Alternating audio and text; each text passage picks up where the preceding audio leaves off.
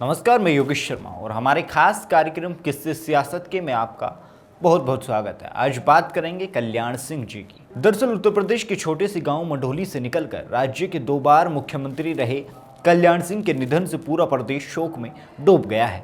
कल्याण सिंह राम मंदिर आंदोलन के बड़े नेताओं में से एक थे। भाजपा के वो इकलौते ऐसे नेताओं में शुमार थे जिन्हें यूपी के हर जिले में कार्यकर्ताओं के नाम और चेहरे याद थे। शायद यही खासियत उन्हें एक दिग्गज जमीनी नेता की अग्रणी कतार में रखती रही है। बाबूजी कल्याण सिंह बचपन से ही पढ़ने के शौकीन थे।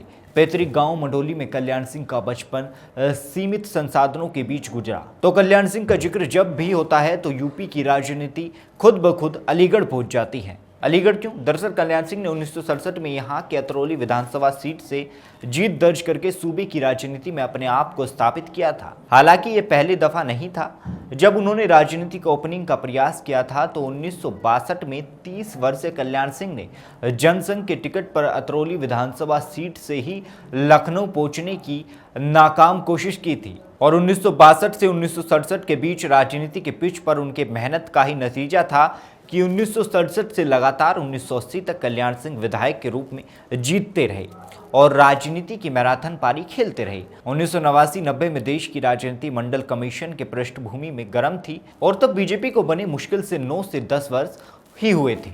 मंडल का तोड़ निकलने के लिए बीजेपी ने कमंडल की सियासत शुरू की और संकट मोचन कल्याण सिंह उसके अगुवा रहे। बता दें कि राम मंदिर आंदोलन ने ही बीजेपी और उसके कई नेताओं को राष्ट्रीय स्तर पर उभरने में मदद की थी।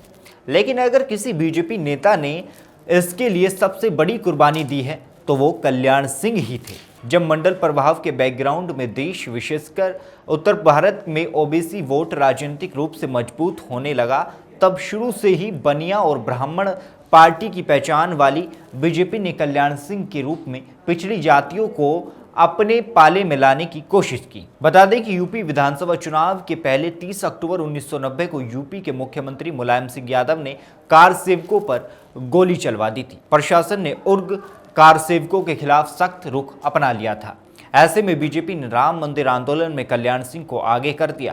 कहते हैं कि अटल बिहारी वाजपेयी के बाद कल्याण सिंह ही ऐसे बीजेपी नेता थे जिनका भाषण सुनने को जनता आतुर रहती थी। अपने उग्र तेवर में कल्याण सिंह ने यूपी की राजनीति का ध्रुवीकरण कर दिया था। कल्याण सिंह के रूप में बीजेपी के पास यूपी में ऐसा ऑलराउंडर था जो जाति समीकरण और धर्म की राजनीति को एक साथ परोसने की सहूलियत दे सकता था। कल्याण कमंडल की इस जोड़ी का ही नतीजा था कि 1991 में बीजेपी की शानदार जीत हुई और कल्याण सिंह उत्तर प्रदेश के मुख्यमंत्री बन गए।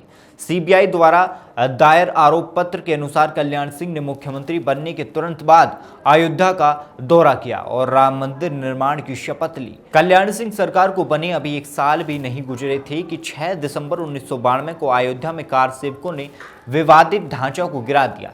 हालांकि कल्याण सिंह ने सुप्रीम कोर्ट में शपथ पत्र दायर करके कहा था कि उनकी सरकार मस्जिद को कुछ नहीं होने देगी। इस विध्वंस के लिए कल्याण सिंह को ही दोषी माना गया। उन्होंने भी बाबरी मस्जिद विध्वंस की नैतिक जिम्मेदारी लेते हुए 6 दिसंबर 1992 को अपना त्यागपत्र दे दिया।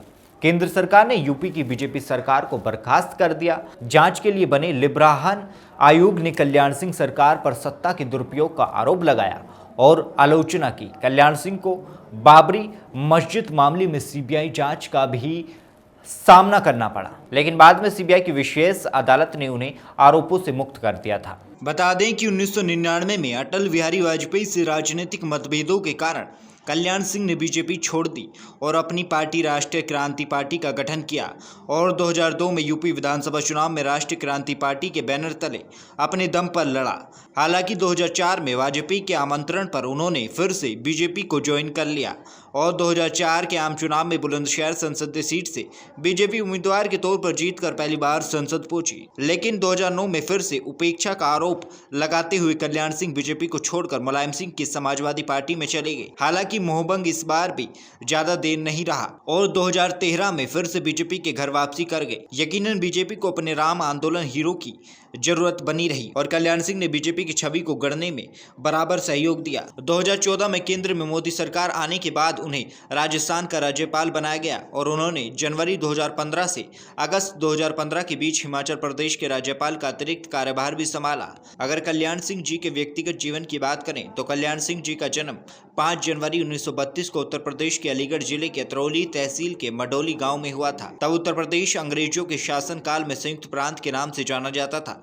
किसान परिवार में जन्मे कल्याण सिंह के पिता का नाम तेजपाल सिंह लोधी और मां का नाम सीता देवी था। उन्होंने अपनी आरंभिक शिक्षा अलीगढ़ से ही पूरी की थी और स्थानीय महाविद्यालय DS डिग्री कॉलेज अलीगढ़ से अपनी BA की शिक्षा पूरी की। बाद में उन्होंने अध्यापक के रूप में नौकरी भी की थी। कल्याण सिंह का विवाह रामवती देवी के साथ हुआ।